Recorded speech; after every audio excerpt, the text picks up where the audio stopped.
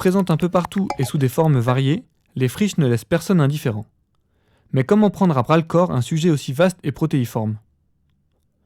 Lors de 2 journées d'ateliers réalisés avec élus, techniciens et intervenants extérieurs, toute une série de réflexions et de remarques ont fait émerger les prémices d'une méthode d'approche avant tout projet de redynamisation.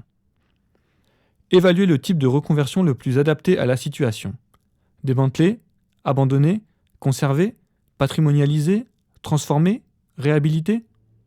S'assurer que la rentabilité économique d'un projet ne vient pas à l'encontre d'objectifs d'intérêt général supérieurs.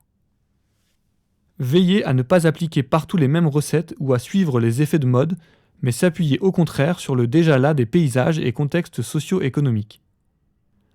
Se renseigner sur les outils d'aide et de formation à la conduite de reconversion d'une friche et faire la part belle à la mobilisation des habitants autour du projet. Élaborer des stratégies pour tenter de concilier les attentes des collectivités propriétaires des terrains et celles de porteurs de projets associatifs ou privés. Plusieurs intervenants ont permis d'apporter quelques pistes de réflexion et de solutions. Noëlle Angelvin, directrice du groupement d'intérêt scientifique sur les friches industrielles, a exposé leur travail d'expérimentation de techniques de dépollution des sols de friches industrielles. Alors que, dans certains cas, une dépollution d'envergure d'un espace est envisageable et pertinente pour y implanter une activité ou développer la ville, dans d'autres, elle prendrait des proportions telles qu'il devient alors plus judicieux de laisser la nature intervenir, ce qui peut conduire à la création de réserves naturelles surprenantes.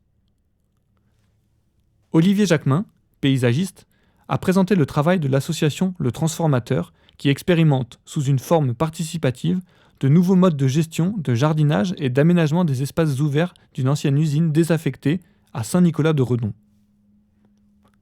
L'originalité de ce projet est d'être porté par un collectif de citoyens bénévoles et bienveillants, accompagnés dans leurs chantiers expérimentaux par des professionnels en écologie et aménagement qui proposent de mobiliser des savoir-faire ruraux et prônent une réelle économie de moyens. Jean Taillé, viticulteur dans le Toulois, a fait le récit de la réimplantation d'un vignoble biologique en AOC sur des parcelles agricoles pentues qui avaient progressivement été abandonnées et s'étaient enfrichées. Initiative qui a été rendue possible grâce au soutien du monde viticole et à un engagement fort des élus et des citoyens, aboutissant à la création du groupement foncier agricole des Côtes de Toul. Enfin, Michel Henry, élu à Moyeuvre-Petite et vice-président de la communauté de communes Orne-Moselle, a évoqué le cas des 2 derniers hauts fourneaux du site des Portes de l'Orne. Fermée depuis 1990 et inhérente à l'histoire communale, la réhabilitation des installations industrielles restantes est considérée aujourd'hui comme un atout de premier plan pour réveiller la vallée.